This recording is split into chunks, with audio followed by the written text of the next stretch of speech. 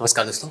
पिछले 3-4 वीडियो में आप लोगों को हम विज्ञान के पॉइंट ऑफ व्यू से एनसीईआरटी कितना इंपॉर्टेंट है ये बताने का प्रयास कर रहे थे। पहला वीडियो में आप लोगों को बताया कि उत्पाद सिपाही के बहुत सारे ऐसे प्रश्न थे जो शब्दशः एनसीईआरटी से उठाए गए थे और 20 के 20 सवाल के जवाब हमको एनसीईआरटी से मिल रहे थे। दूसरा प्रश्न हम लोग लिए 28 जनवरी 2024 को जो सीजीएल का एग्जाम हुआ था जिसे रद्द कर दिया गया था, वहाँ पे भी बताया गया कि 20 के 20 प्रश्न डायरेक्टली इनडायरेक्टली जो हैं वो एनसीईआरटी से सॉल्व हो ही रहे हैं। अपवाद स्वरूप हम लोगों को मिला था 21 और 22 सितंबर 2024 को जो सीजीएल का एग्जाम हुआ उसका पेपर। वहाँ विज्ञान के प्रश्न को देखते हैं तो 21 सितंबर और 22 सितंबर दोनों में जो 20-20 प्रश्न हैं उनमें से 3 या 4 ही प्रश्न जो है क्लास 10th लेवल के एनसीईआरटी से सॉल्व हो रहे थे। 11-12 का हम बात नहीं करेंगे क्योंकि बहुत सारे विद्यार्थी जो 11-12 में साइंस लेके पढ़ते रहे हैं, तो उनको ये बोलना कि आप 11-12 का एनसीईआरटी पढ़ लीजिए ये थोड़ा सा अतिशयोक्ति होगा। कोई लिया ही नहीं और आपके सिलेबस में भी दिया गया है 10वीं स्तर का ही विज्ञान आपको पढ़ना है, चाहे आप ग्रेजुएशन लेवल का दे रहे हैं, 10+2 लेवल का दे रहे हैं या 10वीं स्तर का एग्जाम दे रहे हैं। तो 11-12 का सोर्स के बारे में तो बात करना वो ठीक नहीं होगा। तो हम 10th लेवल के जो एग्जाम है किताब है उसमें हम ढूंढने का प्रयास कर रहे थे, तो 3-4 क्वेश्चन के ही आंसर मिल रहे थे, बाकी के आंसर नहीं मिल रहे थे। तो हम लोग उस वीडियो में कंक्लूजन में आए थे कि एक क्लास नोट्स या एक गाइड बुक होना चाहिए जो ऑथेंटिक बुक से बनाया गया हो, जिसमें सभी टॉपिक सीक्वेंस वाइज दिए हैं, तो उसको आप पढ़ लीजिए, समझ लीजिए। उसके बाद एनसीईआरटी को एक बार जरूर देखिए क्योंकि एनसीईआरटी में जो इमेज दिए हुए रहते हैं, जो बॉक्स में बताए गए तथ्य होते हैं, उससे डायरेक्टली सवाल पूछे जाते हैं और वो तथ्य आपके क्लास नोट्स में या गाइड बुक में देखने को नहीं मिलते हैं। तो इससे आपका कोई भी प्रश्न नहीं छूटेगा और आप दूसरे से 2 कदम जो है वो आगे रहिएगा। नहीं तो बनाने का तो 15-16 क्वेश्चन कोई भी बना लेता है, 1-2 क्वेश्चन से ही डिसाइड होता है कि आप दूसरों से आगे होइएगा या नहीं होइएगा। आज क्षेत्रीय कार्यकर्ता का एग्जाम का जो प्रश्न है उसको देखिएगा तो लगेगा कि ये बहुत इजी क्वेश्चन है, इसको तो हम अपने गाइड बुक से भी क्या कर सकते हैं, पढ़ के बना सकते हैं। लेकिन आने वाले समय में एनसीईआरटी से कुछ टफ सवाल पूछ दिए गए, तब क्या कीजिएगा, फिर से एनसीईआरटी पढ़िएगा।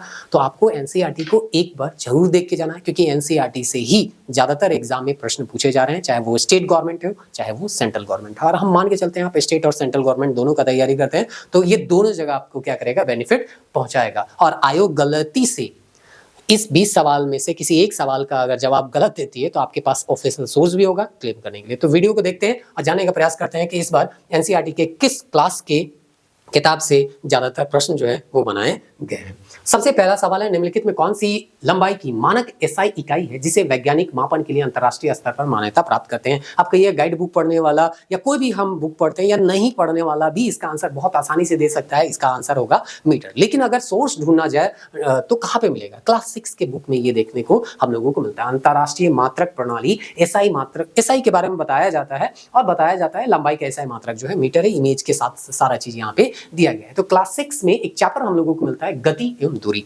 ये क्वेश्चन जो है आप लोगों को हम लोगों के ऐप में मिल जाएगा, एक फ्री टेस्ट वाला जो सेक्शन है वहां पे है, वहां पे जाइएगा तो इस वीडियो को देखिए, चीजों को समझिए और वहां पे जो है क्वेश्चन आपको हमेशा अवेलेबल रहेगा। तो ये सोर्स भी आपको वहां पे क्या हो जाएगा, मिल जाएगा और एनसीईआरटी का स्क्रीनशॉट भी वहां पे डाला हुआ है। फ्री टेस्ट वाले सेक्शन में एक पीवाईक्यू वाला फोल्डर होगा वहां पे। निम्नलिखित, और ये पीपीटी भी हम टेलीग्राम में आपको दे देंगे। निम्नलिखित में कौन सी विधि आकार के अंतर के आधार पर चावल के साबुत दानों को टूटे हुए चावल से अलग करने के लिए सर्वाधिक उपयुक्त है। मतलब 2 चावल है, एक बड़ा चावल है और एक टूटा हुआ चावल है, दोनों को अगर अलग करना है तो कौन सा विधि जो है सबसे ज्यादा उपयुक्त माना जाएगा। तो इसका आंसर होगा छानना। अब ये कहाँ, देखिए ये भी सवाल आपके दृष्टिकोण से आसान है ही आसान, लेकिन इसका जवाब आप ढूंढने जाइएगा तो क्लास 6 में ही आपको मिलेगा। इस तरह का पृथकीकरण दिया गया है, कहीं चावल की जगह गेहूं लिख दिया है, चावल में वहां पे बोला एक चावल जो है वो टूटा हुआ नहीं था, एक चावल टूटा हुआ था, यहाँ पे गेहूं के साथ अशुद्धि है उसके बारे में दिया है, लेकिन इसके बारे में तो स्पष्ट यहाँ पे दिया हुआ है ना। अगर ये पढ़ते हैं तो आपका वो जो क्वेश्चन है वो जरूर बन जाएगा। ऐसा थोड़ी है कि तोता है कि जल लिखा हुआ है तो जल ही है, या जल में अभी आप देखिएगा कि वहां पे नमक के डाला गया था और बोला गया था कि सेचुरेटेड हो गया और क्वेश्चन में दे दिया चीनी। तो ऐसा थोड़ी है कि आपको तोता खोज रहा है कि अगर नमक की जगह चीनी लिख दिए तो अगला बना ही नहीं पाए। तो इस तरह का विद्यार्थी को लेके वो क्या होगा, फंसना नहीं चाहेगा। तोता वो नहीं ढूंढ रहा है, वो एक ऐसा स्टूडेंट ढूंढ रहा है जिसमें एक बेसिक कॉन्सेप्ट हो, चीजों को पढ़ के वो चीजों को समझ सके। अगर थोड़ा बहुत हम बदल भी दे तो उसका जवाब जो है वो दे सके। चलिए, रेगिस्तान में लंबे समय तक बिना पानी के जीवित रहने में ऊंट की सहायता करने वाला निम्नलिखित में कौन सा लक्षण है। तो इसका सही आंसर है यह बहुत गाढ़ा मूत्र और सूखा जल मल जो है वो उत्पन्न करता है। ये हम लोगों को क्लास 6 के ही एनसीईआरटी सजीव और उनका परिवेश वाले चैप्टर में देखने को मिलता है। देखिए यहाँ लिखा है उनमें मूत्रोत्सर्जन की मात्रा बहुत कम होती है तथा मल शुष्क होता है। उन्हें पसीना भी नहीं आता क्योंकि शरीर से जल का ह्रास बहुत कम होता है, इसलिए जल के बिना भी वे अनेक दिनों तक रह सकते हैं। पूरा इमेज के साथ यहाँ पे दिया गया है। अगला सवाल जो है वो भी क्लास 6 से ही पूछा गया है, पदार्थ के पृथकीकरण से। आप एक गिलास पानी में चीनी मिलाते हैं और लगातार चलाते हैं, कुछ समय बाद और अधिक चीनी नहीं घुलती और बिना घुली चीनी नीचे बैठ जाती है, इस घोल को क्या कहते हैं? तो एक गिलास लिए वहां पे चीनी डाल रहे हैं, अब शुरुआत में चीनी घुलेगा, फिर कुछ समय के बाद वो घुलना बंद हो जाता है, चीनी नीचे बढ़ जाता है। तो इसको हम क्या कहते हैं या इस घोल को क्या कहते हैं? तो सैचुरेटेड बोलते हैं या संतृप्त घोल के तौर पे जानते हैं। अब यहाँ पे चीनी लिखा हुआ है और चीनी की जगह यहाँ पे क्या किया है? नमक दिया है। बस सेम टू सेम है, यहाँ पे इमेज के साथ यहाँ पे बताया गया कैसे नमक को यहाँ पे घोल रहे हैं। शुरुआती समय में ये घुलेगा, बाद में ये घुलेगा ही, नीचे बैठ जाएगा। तो जब घुलना बंद हो जाता है तब इसको सैचुरेटेड कहते हैं या संतृप्त विलयन कहते हैं। आगे दिया गया है, यदि किसी खेत की मिट्टी अत्यधिक अम्लीय हो तो उसकी अम्लता को उदासीन करने के लिए किसान को कौन सा पदार्थ मिलाना चाहिए? तो क्षार मिलाना चाहिए। ये भी हो सकता है आपके लिए आसान सवाल हो, लेकिन इसका जवाब भी हम लोगों को कहां मिलेगा? क्लास 7 के एनसीईआरटी अम्ल, क्षार और लवण में मिलेगा डायरेक्टली। इसका आंसर होगा बुझा हुआ चूना, कैल्शियम हाइड्रोक्साइड। ये कहां मिलेगा? देखिए डायरेक्टली लिखा हुआ है कि यदि मृदा में ज्यादा अम्लीय हो जाए, मृदा ज्यादा अम्लीय भी हो जाए या क्षारीय हो जाए, तो दोनों में पादप जो है या पौधे वृद्धि अच्छे से नहीं करते हैं।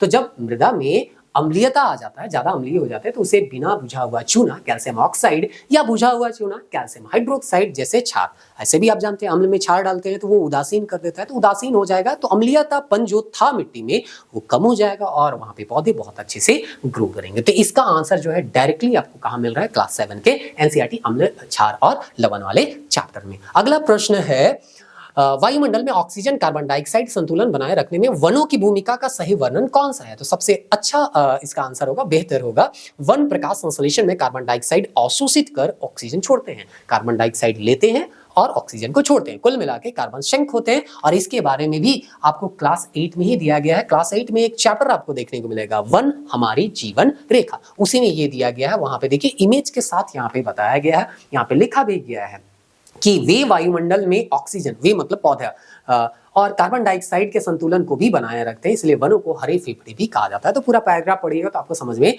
आ जाएगा। आप ऐसे भी 6-7 क्लास 10 क्लास पास करके आए हैं, तो इस सब के लिए जो है आपको पुनः एनसीईआरटी पढ़ने की जरूरत नहीं है, ये सब दिमाग में वैसे भी रहता है। लेकिन हाँ, कुछ कुछ ऐसे तथ्य होते हैं जिसे हम बाद में भूल जाते हैं, उसके लिए आपको एनसीईआरटी तो पढ़ना ही होगा। हर फैक्ट आपको थोड़ी याद रहेगा, कुछ ऐसे ABCD आज आपको याद है, अब फिर से आप नर्सरी का क्लास का किताब लेके थोड़ी आइएगा। लेकिन हाँ, आप जो बचपन में पढ़े हैं बहुत सारे ऐसे फैक्ट हैं जो आप भूल चुके हैं, तो उसको एक बार रिवाइज करने के लिए एनसीईआरटी पढ़ते हैं। तो इसीलिए एनसीईआरटी पढ़ने में थोड़ा टाइम आपको लगेगा, लेकिन इसका बेनिफिट जो है आपको हर एक एग्जाम में देखने को मिलेगा। निम्नलिखित में कौन सा सामान्य घरेलू उपकरण मुख्य रूप से विद्युत धारा के तापन प्रभाव के सिद्धांत पे कार्य करता है? तो एक घरेलू उपकरण आपको बताना है जिसमें विद्युत धारा का हीटिंग इफेक्ट जो है वो देखने को मिलता है। वो बहुत आसान यहाँ पे देखने को मिलता है। आप 4 ऑप्शन से भी इसको कैंसिल कर सकते थे। इसका आंसर होगा इस्त्री, लेकिन इसका जो जवाब होगा वो कहां पे मिलता है? तो ये हम लोगों को मिलता है क्लास 7 के एनसीईआरटी में, विद्युत धारा और इसके प्रभाव में। इमेज के साथ देखिए यहाँ पे दिया गया है, एक आयरन बनाया गया है और उसमें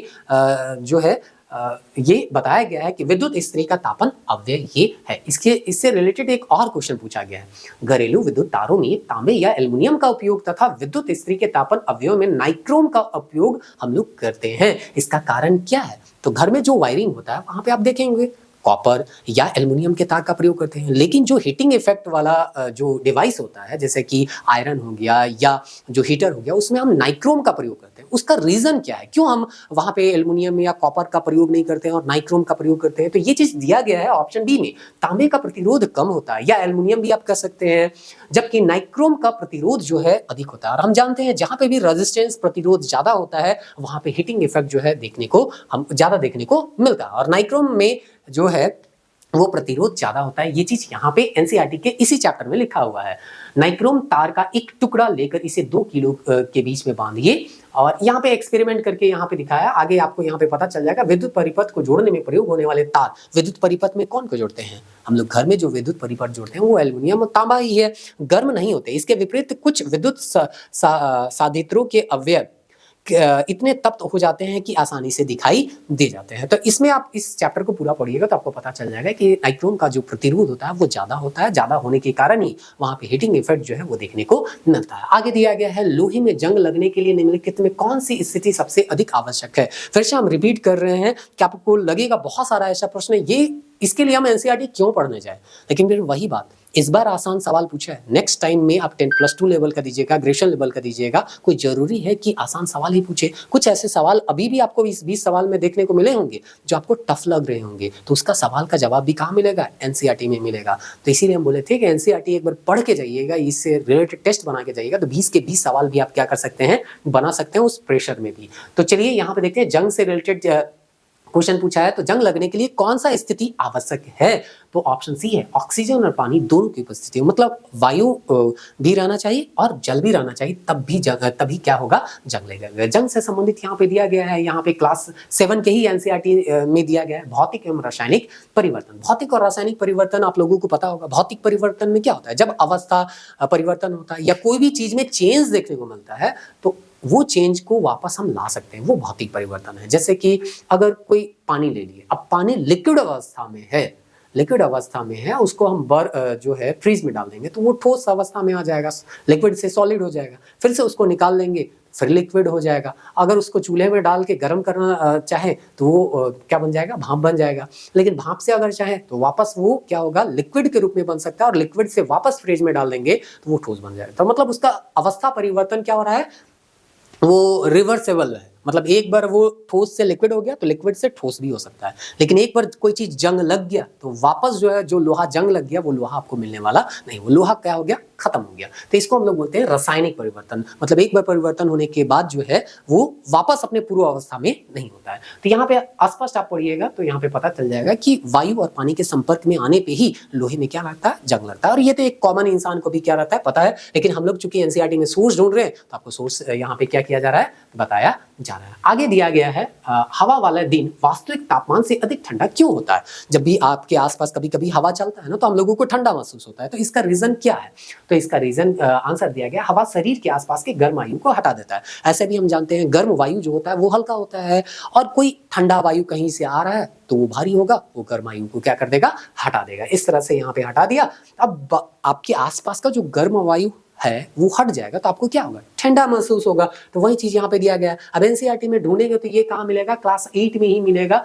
जिसका चैप्टर का नाम है ऊष्मा। ऊष्मा वाले चैप्टर में ये देखने को मिलेगा। इसमें स्थल समीर, समुद्र समीर जो है वो पढ़ना होता है। ये ज्योग्राफी में भी हो सकता है, आप लोग जो है वो पढ़े होंगे। यहाँ पे फिगर बना के भी दिया है, कैसे ये ठंडा हवा है, ये गर्म हवा है। अगर ठंडा हवा यहाँ पे आता है तो गर्म हवा को हटाएगा, और इस जगह का जो वातावरण है वो थोड़ा सा क्या हो जाएगा, ठंडा हो जाएगा, और हम लोगों को ठंडा लगेगा। तो इसको पढ़िएगा, इस पूरे चैप्टर को, तो कंक्लूजन के तौर पे उसके आंसर पर पहुंच सकते हैं। फिर उसके बाद मिलाने वाला दिया गया है कि पेट्रोल से है वो क्या चलता है, केरोसिन से क्या चलता है, डीजल से क्या चलता है, बिटुमेन से क्या चलता है। ये चलिए देखते हैं ये कहां से मिला है। तो ये भी डायरेक्टली आपका एनसीईआरटी क्लास 8 से ही पूछा गया है, वहां सोर्स लिखना यहाँ पे हम भूल गए हैं। तो चैप्टर नंबर 5 में देखिएगा 5.1 एक यहाँ पे सारणी बनाया गया, उस सारणी से डायरेक्ट क्वेश्चन पूछा है। देखिए, पेट्रोल मोटर ईंधन शुष्क धुलाई के लिए, या जो कार और बाइक होता है ना, उसमें हम पेट्रोल का यूज करते हैं। मिट्टी का तेल, इसी को किरोसिन वहां पे लिखा है, मिट्टी का तेल नहीं लिखा है, किरोसिन लिखा है। स्टोन लैंप, जेट वायुयान के लिए ईंधन, यहाँ पे भी ऑप्शन में था ना, देखिए भारी वाहन जेट विमानों के लिए ईंधन, वो किरोसिन का होगा। ऑप्शन है इसका सही आंसर होगा 1 का बी, 2 का ए, 3 का सी और 4 का डी। तो ये चीज का आंसर जो है आपको यहाँ पे मिल रहा है। डीजल भारी मोटर वाहन और विद्युत जनरेटरों के लिए, यहाँ पे देखिए भारी वाहन ट्रक और बस के लिए, वहां पे डीजल होगा इसका आंसर। उसके बाद जो है आप यहाँ पे देखिएगा जो आगे दिया है बिटुमेन पेंट एवं सड़क निर्माण, यहाँ पे भी देखिए बिटुमेन दिया है सड़क की सतह बनाने और वाटर प्रूफिंग के लिए। तो दिख रहे हैं ना, डायरेक्टली कहाँ से पूछ रहे हैं, एनसीईआरटी आपके गाइड बुक में दिया हुआ है, देख लीजिए, अगर दिया हुआ है तो अच्छी बात है।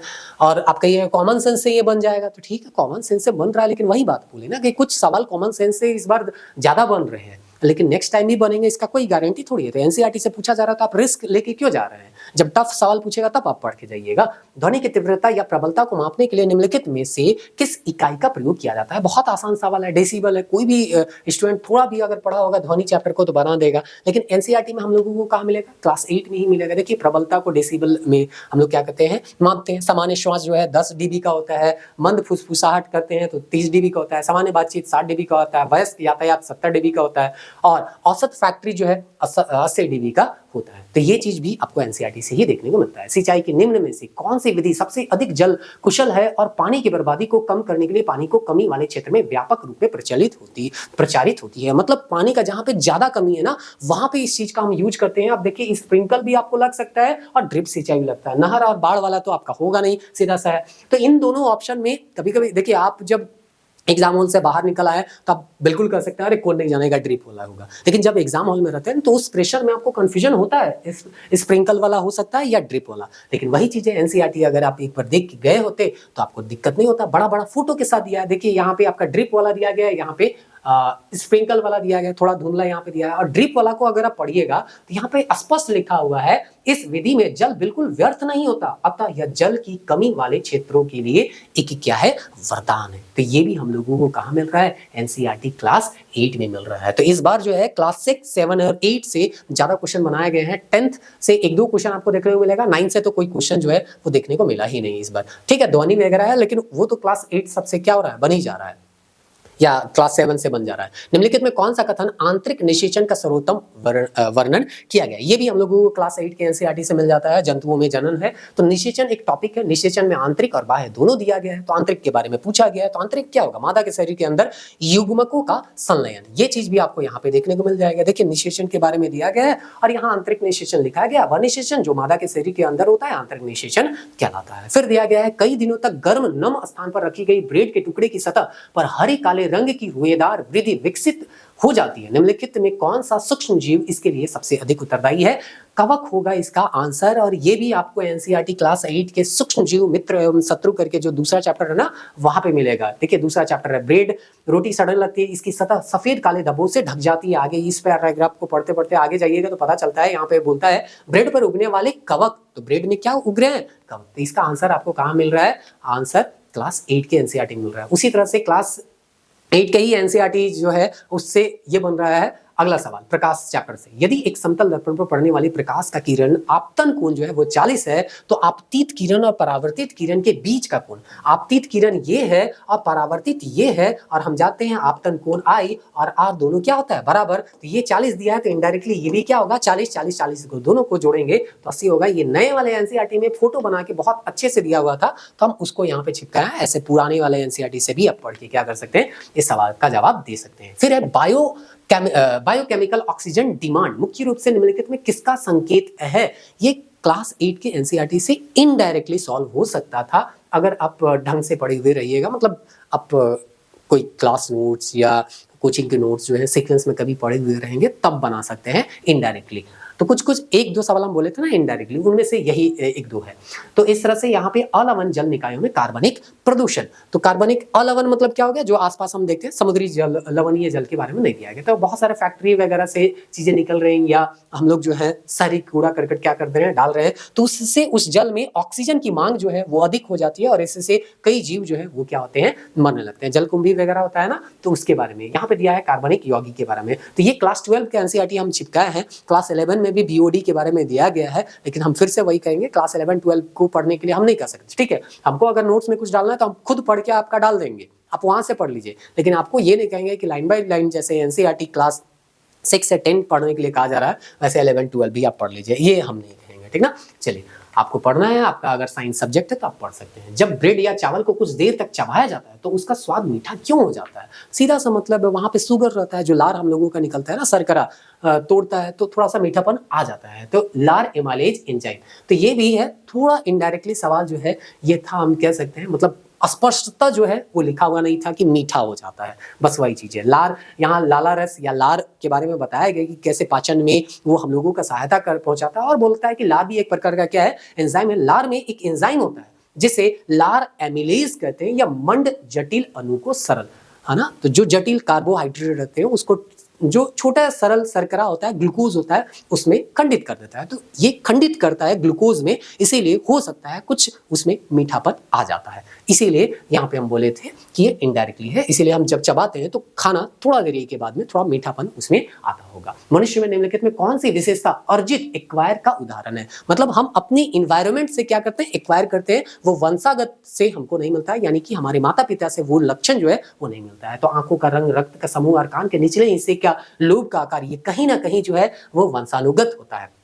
पहला दो ऑप्शन को आपको तो टेंशन होगा नहीं, वो पढ़े ही होंगे, कोई भी गाइड बुक पढ़ रहे होंगे तो। और ये कान के लोब के बारे में आपको दिया गया है एनसीईआरटी में, ये भी अगर आप एक नजर देखेंगे तो पता होगा कि ये वंशागति से थोड़ा बहुत कहीं ना कहीं क्या होता है, प्रभावित होता है। तो एक ही चीज है जो आप अपनी इन्वायरमेंट से सीखते हैं, वो है भाषा, बोलने की क्षमता। ठीक है, अमेरिकन व्यक्ति अगर इंडिया में पैदा हो गया तो ऐसा थोड़ी है कि वो इंग्लिश ही बोलने लगेगा। अगर केरल में पैदा होगा तो मलयालम बोलेगा, तमिलनाडु में पैदा होगा तो तमिल बोलेगा, आंध्रा में पैदा होगा तो तेलुगु बोलेगा, झारखंड में पैदा होगा तो हो सकता है हिंदी बोले, या जो क्षेत्रीय लैंग्वेज है आपका वो भी बोलने लगेगा। तो वो बाहर से क्या करता है, एक्वायर करता है। तो इसीलिए आंसर इसका क्या होगा, ऑप्शन सी। लेकिन हाँ, अमेरिका व्यक्ति जो है, अमेरिकन व्यक्ति अगर जन्म लिया है तो अपने माँ बाप के जैसा ही दिखेगा, अमेरिकन जैसा ही दिखेगा, झारखंडी जैसा नहीं दिखेगा। भले वो है ना जन्म कहाँ लिया हो, झारखंड का, तो अपने माता पिता से वो कुछ गुण जो है वो लेके आता है, वो आनुवंशिक गुण होते हैं। और कुछ जो है वो एक्वायर करता है अपने इन्वायरमेंट से, वो उपार्जित गुण होते हैं। और इसके बारे में एनसीईआरटी में भी दिया गया है। देखिए, उपार्जित और आनुवंशिक लक्षण करके एक टॉपिक है, वहां पे पढ़िएगा तो ये चीज आप जान जाइएगा।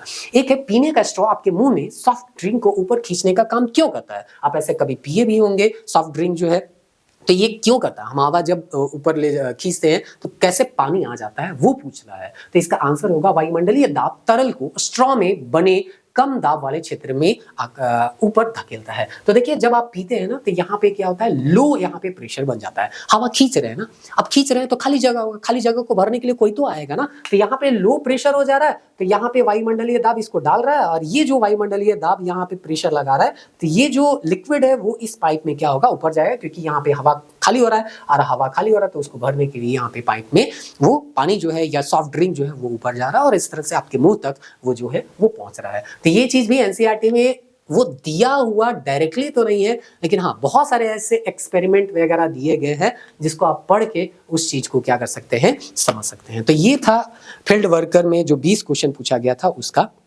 सोर्स। उम्मीद करते हैं आप पूरे वीडियो को 20 से 21 मिनट तक देखें तो चीज़ों को समझ रहे होंगे, और एनसीईआरटी का क्या महत्व है इसको समझ रहे हैं। और आप एक सीरियस कैंडिडेट, अब मान के चल रहे हैं आप है ही हैं, आपको हम ये नहीं कर रहे हैं कि अनसीरियस कैंडिडेट हैं, लेकिन अगर आप अभी भी ये सोच रहे हैं कि एनसीईआरटी को इग्नोर किए हुए भी, इग्नोर करके भी हमारा जो है आंसर बन जा रहा है, तो आप देख लीजिए, अगर 20 के 20 प्रश्न आप बना के आए हैं तो आप हो सकता है ये वीडियो आप देखेंगे ही नहीं, 20 के 20 अगर बना के आए होंगे तो बहुत कम ऐसे स्टूडेंट होंगे जो कि यहाँ तक देख रहे होंगे। तो उम्मीद करते हैं आपका कुछ ऐसा प्रश्न जो है वो गलत हो रहा है। हम ये नहीं कह रहे हैं कि आपका गलत हो ही जाए, ऐसा गलत वे में आप मत लीजिएगा। मतलब हम मान के चल रहे हैं कि 20 में से आप 20 नहीं बना पा रहे हैं, तो आपको फिर से हम सलाह दे रहे हैं, आपके पास समय है, आने वाले समय में आप सेंट्रल गवर्नमेंट, स्टेट गवर्नमेंट का एग्जाम दीजिएगा, और चाहे वो सेंट्रल गवर्नमेंट का हो, स्टेट गवर्नमेंट का हो, जेएसएससी हो, जेपीएससी हो, या कोई भी एग्जाम हो। अगर साइंस से सवाल पूछे जा रहे हैं, 10th लेवल के सवाल पूछे जा रहे हैं, तो वो कहीं ना कहीं एनसीईआरटी को आधार बना के ही बनाए जाएंगे। इसीलिए एनसीईआरटी को इग्नोर नहीं कीजिए। हम फिर से बोल रहे हैं कि एक गाइड बुक या एक क्लास नोट जो है किसी का भी आप जरूर रेफर कीजिए, क्योंकि वहां पे चीजें सीक्वेंस में दी हुई रहती है, तो उसको पढ़ना आसान होता है। लेकिन केवल वही पढ़ के आप एग्जाम हॉल में जाएं, ये आप रिस्क ले रहे हैं। आपको उसके साथ एनसीईआरटी को भी एक नजर पढ़ के जाना है, उससे रिलेटेड आप टेस्ट बनाइए, आप इन्वेस्ट वहां पे कीजिए जहां से आपको फायदा हो रहा है। आप देखें ना क्वेश्चन वहां पे, तो इसीलिए बोल रहे इन्वेस्टमेंट कहाँ करना है, ये भी आपको क्या करना होगा, जानना होगा। तो आप अगर 99 रुपये इन्वेस्ट कर सकते हैं तो इस टेस्ट में इन्वेस्ट कीजिए। आने वाले समय में देखिए, हम लोग तो यहाँ पे बोले थे क्लास 9, 10th और 8 का ही एनसीईआरटी का जो क्वेश्चन है वो देने का प्रयास करेंगे, या 8 का में भी हम ये सोच रहे थे कि जो नई एनसीईआरटी है उससे क्वेश्चन बनाएंगे। लेकिन ठीक है, अभी पुरानी एनसीईआरटी से सवाल बन रहे हैं, आने वाले समय में आपको नई एनसीईआरटी से भी सवाल देखने को मिलेंगे। तो आप देखते हैं आने वाले समय में 6, 7 और 8 का जो एनसीईआरटी का क्वेश्चन हम देंगे वो ज़्यादा चांस है नया वाला ही दें, क्योंकि अब कितना क्वेश्चन बनाइएगा। एक तो चैप्टर वाइज आपको प्रैक्टिस क्वेश्चन दिया जा रहा है, प्रीवियस ईयर दिया जा रहा है, जिसमें सेंट्रल गवर्नमेंट के क्वेश्चन भी वहाँ पे अवेलेबल रहते हैं। तो आप मान के चलते हैं इतने सारे क्वेश्चन बनाइएगा तो ये सब क्वेश्चन जो है वो बन ही जाएगा। तो आपको आने वाले समय में हो सकता है क्लास 6, अभी तो हम यहाँ पे केवल लिखे 8, 9 और 10, आने वाला देखिए ज़्यादा वादा हम करते नहीं है, जितना हम दे सकते हैं वो है। फिर हमको देने का होगा तो यहाँ पे थंबनेल चेंज कर देंगे, यहाँ पे लिख देंगे 6, 7, 8। अभी 9 का दिए, आने वाला समय में जल्दी 10 का देंगे, उसके बाद 8 का देंगे, वो नए एनसीईआरटी से ही हम देने का प्रयास करेंगे।